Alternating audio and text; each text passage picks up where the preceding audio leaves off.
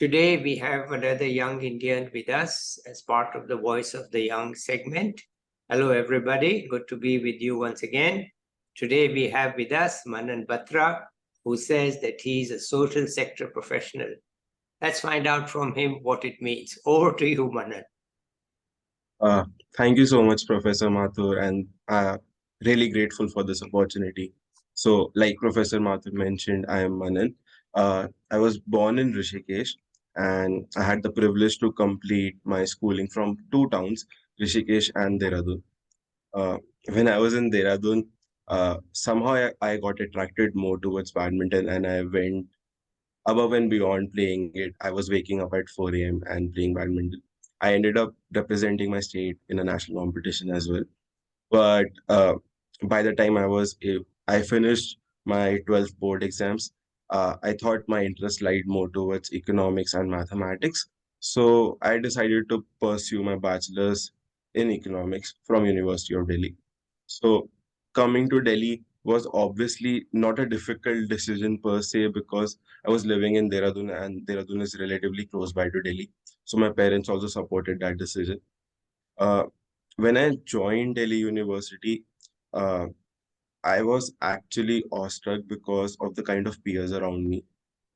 To be very honest, I actually felt that I was not at the right place because everyone was coming in with very varied aspirations and everyone knew what they wanted to do. And I was someone who was just like, okay, this is my first year. I really need to explore what are the different options for me, how I can use economics, what are the different combinations with economics that I can look into.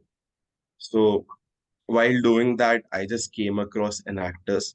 Uh, to tell you more about Enactus is basically a not-for-profit student body organization. It is a Okay. CSR initiative under KPMG, MNC consulting firm. Uh, so what we under Enactus do is that we work on various social entrepreneurship projects. We are the ones who are initiating the projects. We are the ones who are going on ground to implement those projects, and we are the ones who are responsible for sustaining those projects and then giving them back to the community.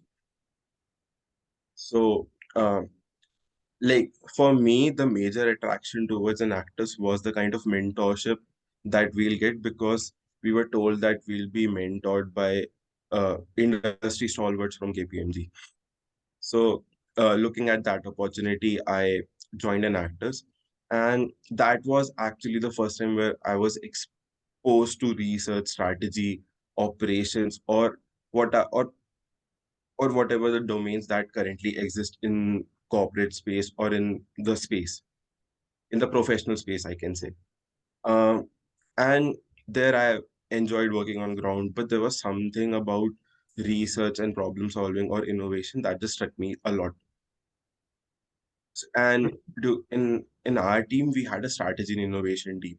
So strategy and innovation team was actually responsible for researching on new ideas, looking for potential new collaborations, or the projects that we can work on. So I spent my first year working on that.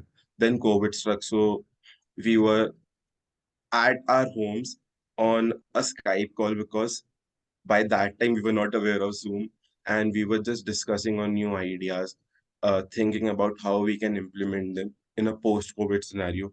Because Mm-hmm. when it struck, we were not sure how it is gonna pan out. Then in those online meetings, it just struck me that yes, this is something I want to do, and like social sector is something that I can potentially look at into pursuing my career. Uh, then came my second year where I was promoted to lead the research and development department of the organization, like Mm-hmm. in as a college society only, but I was a college Mm-hmm. society leader. Which college Uh, were you in? I was in Delhi College of Arts and Commerce professor Okay. under University of Delhi. Understood. Uh, yeah. So during my second year, I got the responsibility to lead a team of 80 plus juniors. Along with that, my seniors put on the responsibility of making a new project on me and my friend, uh, Snehal. So we both had the opportunity to actually research on ideate on a new idea. And that was basically the birth of Zarat. And that gave us an opportunity to give Zarat a chance. Okay, wait. Yeah. Not everybody knows what is Zarat. So could you just for 1 minute say what it is? Sure, Professor. Like I was coming to it only. Okay. So I All was right. just setting the context for Yeah. All how. right. Yeah. All right. Yes. Then when we became heads, we started looking on various ideas that we can work on. We first pondered upon working on e-waste, and then somehow we got into post-harvest production losses. When we stumbled upon it, what we realized or what we learned was India produces 90,000 metric tons of post-harvest production losses, Yeah. which is equal to what UK consumes in a year. Yeah. So basically, what we are wasting is what they are consuming. Yeah. What And is it? 40% or 30% of total production in yes, India? Yeah. hmm. Yeah. Along with that, the problem became worse because it was coming in from produce. Uh, for instance, uh, to explain, the food was not even processed, it was just raw produce. Yeah. And it happened because farmers were not able to store their produce. And Yeah. as a result, they had to sell it off on very low prices, Yeah. which has been the cause of major farmer distress and a lot of farmer suicides in India as well. Mm-hmm. So, to solve that problem, we started working on various solutions or looking into various solutions that are present. But because we were in a pandemic world, so we were just limited by our secondary research. And using that secondary research, we came up with our initial set of hypotheses that we can solve this problem if we are able to provide a storage solution to the farmers. Okay. And was any professor guiding you in this, or this is just you people? Uh, till now, it is just us, Okay. but like over time, I'll explain what happened. Yeah. All right. Further. I'm getting ahead of you. Sorry. Yes, All right. Go no ahead, please. issues with this. Yeah. Uh, so now, when we had our initial hypothesis in mind, uh, what we tried doing this time was because we were not able to go on ground and because we had access to Zoom now or video conferencing, so we decided to reach out to our mentors and ask them to help us connect with industry experts in the field of agriculture. Okay. There we interacted with someone who has been in the agriculture space for 20 plus years. There we interacted with the people who are managing cold storages. There we interacted with varied kind of people. Mm-hmm. That helped us define a problem more that uh, approximately 80% of the wastage comes from small and marginal farmers. Mm-hmm. And when we tried and understand what are the problems that they are faced with, the problem came up. One problem that came up that restricted us from making it making the solution all about storage was small and marginal farmers can move at any point of time. So Mm-hmm. they do not have a fixed farm. Mm-hmm. As a result, we needed a solution that is portable and can go along with the community. Okay. So then we started looking for a portable solution. And to be honest, our first idea was to put the storage on a cart and be like, okay, farmers can actually push this cart to wherever they go.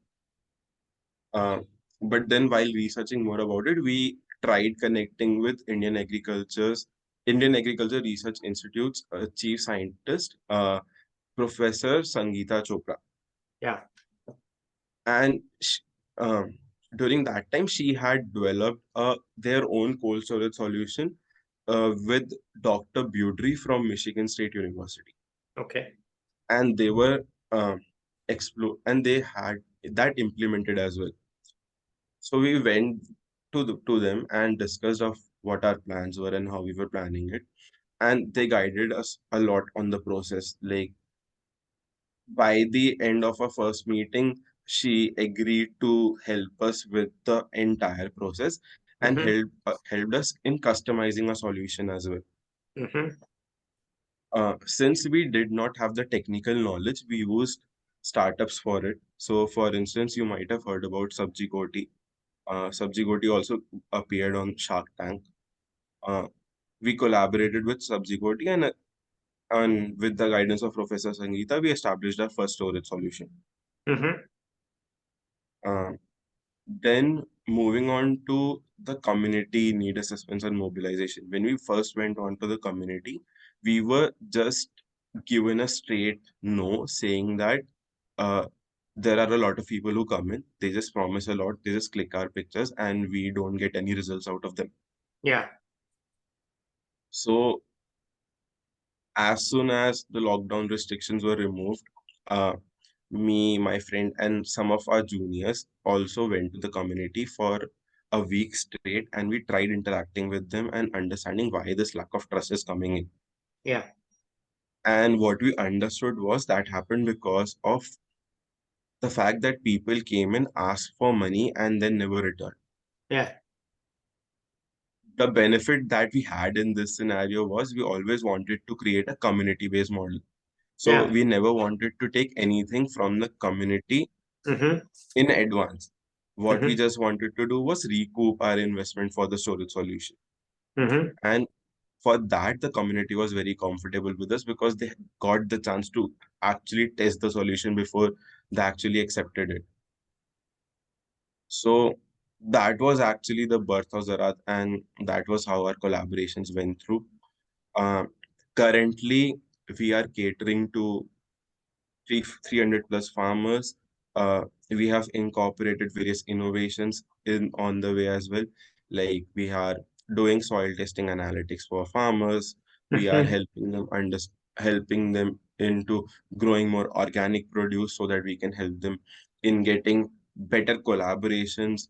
We are also helping them into converting their community into an FPO, or if that is not possible, we are helping them into joining an FPO, which is a Mm-hmm. nearby farmer producer organization. Yeah. Um, so yes, that was all about Zarat. And then talking about how Very my journey impressive, went. by the way. It's extreme. Thank you so Can much. you briefly tell us what the solution looks like? And Uh, what is it cost yes, or any such parameter that you can disclose? yes. So the solution costs 25,000 rupees. Uh, Under the project, what we do is we first put in the amount based from the grants or the prize money that we have received from various competitions.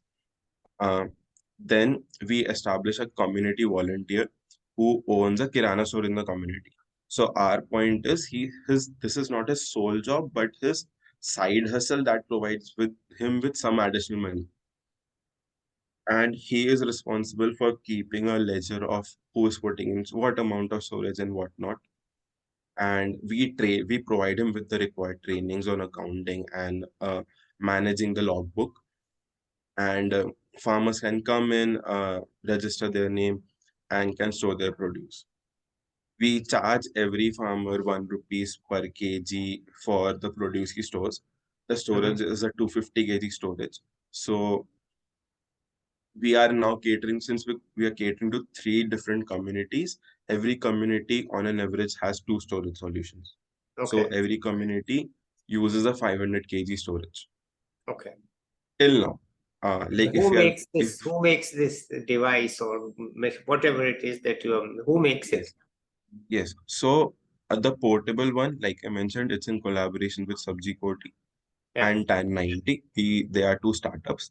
If there's a middle farmer, middle level income farmer who wants a concrete storage, then we also have the option of asking IARI to assist him and help him build the storage, and Okay. he will be bearing the cost for the same. We will not be investing our money because we don't have that much funds for it because we are running on a community based model. Okay. But are you still in CSR or you're out of CSR? Uh, Currently, we are still running on the basis of grants or the prizes that we are winning. Okay. But like now, because I have started working, I plan to take it up further, get the organization registered, and then continue moving towards seed funding rounds, etc. Okay. All right. Uh, Wonderful. I'm really happy that This is a well-known problem. We have been talking Hmm, about it forever. hmm. Okay, post harvest losses, and I've never heard anybody say that they have succeeded. So I'm hearing it from you that you are successful. And 1 rupee per kg, how much is the selling price? More than what? Yes, so that is like one good thing about the project. So what due to distress selling, the farmers were selling their produce at 5 rupees per kg. Mm-hmm. Post our intervention, we have till now increased it to 15 rupees per kg because we are providing them with an increased shelf life that provides them some leverage for their produce. Yeah. And we are still working on it through B2B collaborations and more to increase that more to the actual retail price and remove the middleman from the space so that the farmer earns what he deserves as And what's the actual, with the middleman, what's the market price? 35 rupees per kg. 35. Yes. But you just said 50 or 15. Uh, Currently, we are giving the farmers 15. Uh, Post middleman, it is 35. Now we are trying to bridge the gap between 15 and 35. Okay, so retail is 35. Yes. Okay.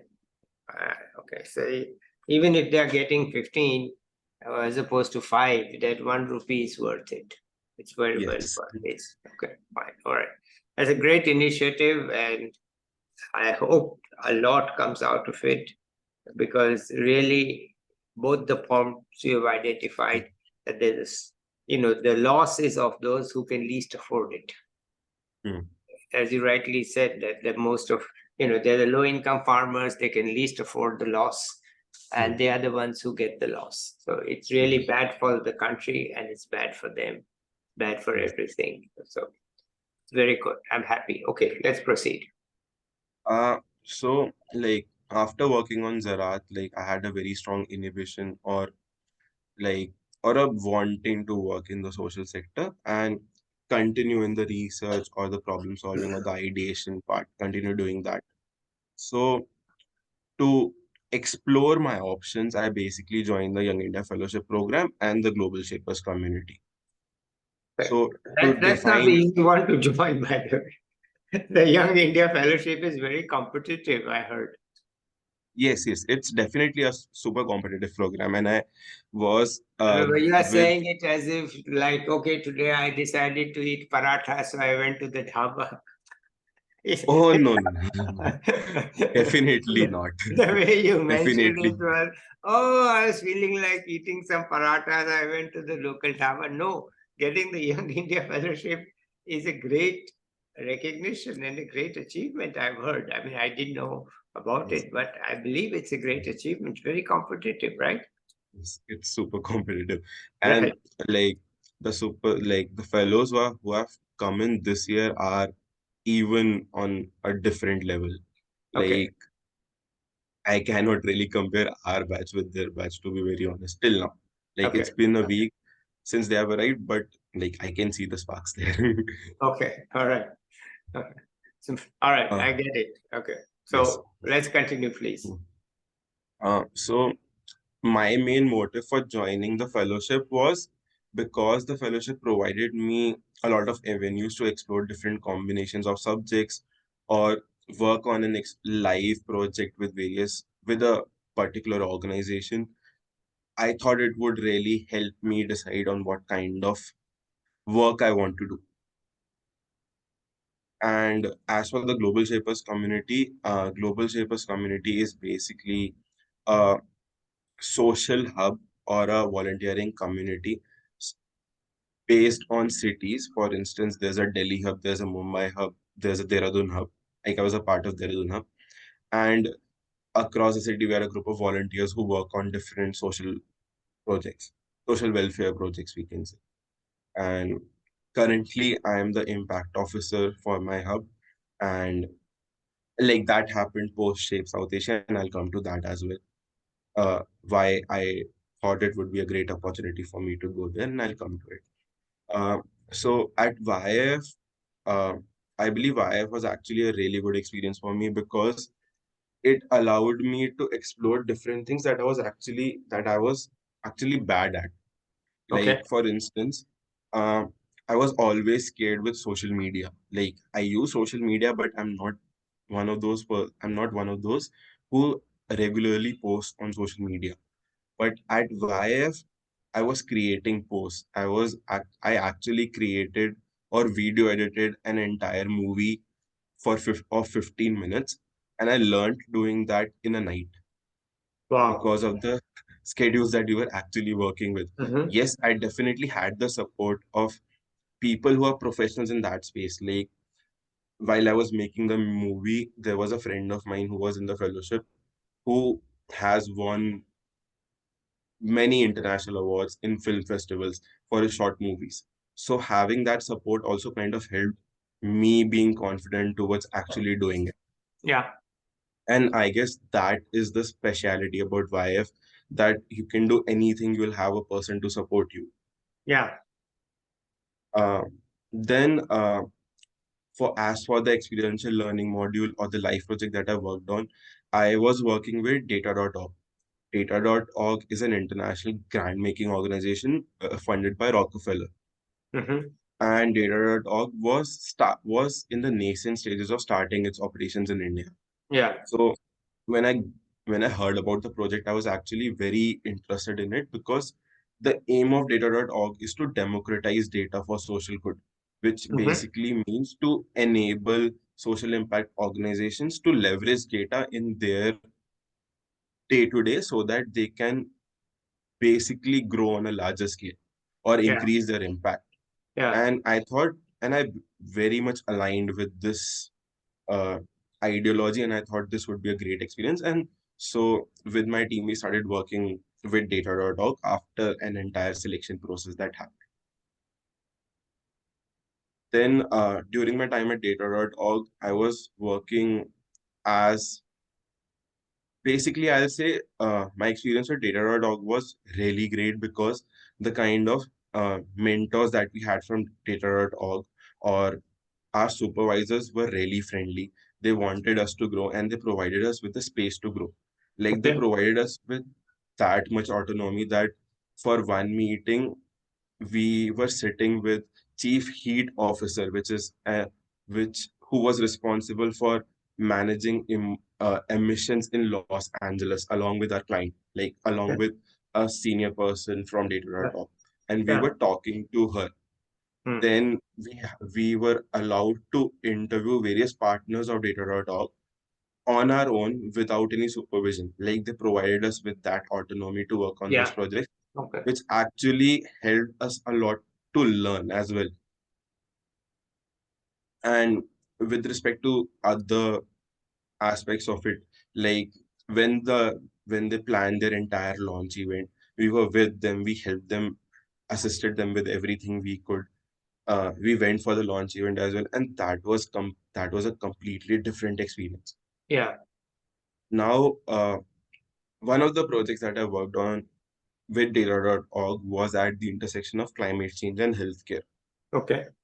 So data.org wanted us to do a secondary literature review on climate change and healthcare Mm-hmm. and help us and wanted us to find out various problems that they can look at or probable research questions that they can further look at, uh, looking where, where they can look into, Okay. to be very basic. And while doing that, I also got an opportunity for Shape South Asia. Like Yeah. that was the time when the application forms opened and everything happened. And basically, based on my research from my project at Dictator, I applied for Shape South Asia as well and was very fortunate enough to get that offer as well. Yeah. And now and it was such a coincidence that on 15th of May, we had the launch of Data.org's India chapter, and I was leaving for Nepal on 19th of May. Like this happened within the same week, like the entire process. Yeah. And talking about Shape South Asia, it was like a global event. There were people coming in from USA, and there were community champions coming in. Community champions are basically uh, continent-wise leaders for or nation-wise leaders for Global Shapers Community by World Economic Forum. And Mm-hmm. they are the ones who represent us along with the curators and the vice curators at the annual Mm-hmm. Global Shapers Summit as well. Mm-hmm. And potentially some of those people also go for the Davos meeting for the World Economic Forum. Yeah, So interacting with them, understanding their perspective was another great experience, yeah, for which I feel like everything played a very important role. Like my venture also played an important role. My experience at Ashoka also played an important role because, to be very honest, if I had not experienced YF, I would not have been so confident to apply for it and actually go for a solo international trip. yeah, And that too with no context about what will happen there. Like I yeah, had the agenda, but still having no idea about what can happen there was still confusing, but at the same time exciting for me. yeah. And that was the journey, I'll say. Currently, I am working at Quality Council of India, like the policy and strategy unit of Quality Council of India. And we are working with various ministries on different projects and how we can induce accreditations or various standardization methods that can increase the efficiency of various ministries or the working of various ministries. And I and like I mentioned, and that is why I mentioned a social sector professional, because everything around me revolves around social sector. And Okay, I want to stay in this space. okay, And what my aspirations are, I'll say, I want to uh, merge both actually. What Data.org's mission was with what I am currently doing. okay, Basically, I want to merge strategy, research, data, technology into the social sector and then see what comes out of it and okay. how I can contribute in the space. So that was my journey. If you have any questions from Yeah, I your do. or if Okay, so what is the who or what is the Quality Council of India? First time I'm hearing of it. My ignorance. okay. So Quality Council of India is basically an accreditation body. It's an autonomous body set up by Ministry of Commerce.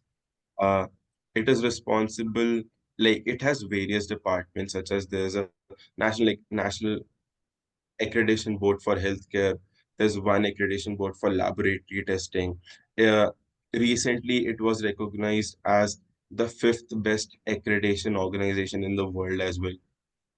So inside it, there is a department called Project Planning and Implementation Department Mm-hmm. that is responsible for assisting government with with some of their projects, and under it there is a small unit of 25 people, which is the policy unit where I'm working with. Okay, so it's a semi-government unit. Yes. It's a semi. So do they pay well? I have very recently started working, like this is my first job. So with respect to that, yes, they are paying me good enough, but definitely that's nothing comparable to what uh, various strategy consulting firms pay for the same work that we do. Okay, so it is ultimately not private sector money payment. It's Yes. really more like government payment, right? Yes, And yes. who are your colleagues of your age? What are their backgrounds? So the policy unit has people coming in from different backgrounds. Like there's a travel blogger who recently joined the organization, and she is one of my managers. There are people in my organization who have done masters in public policy from NLS Bangalore or NLS or various NLSs and are working there.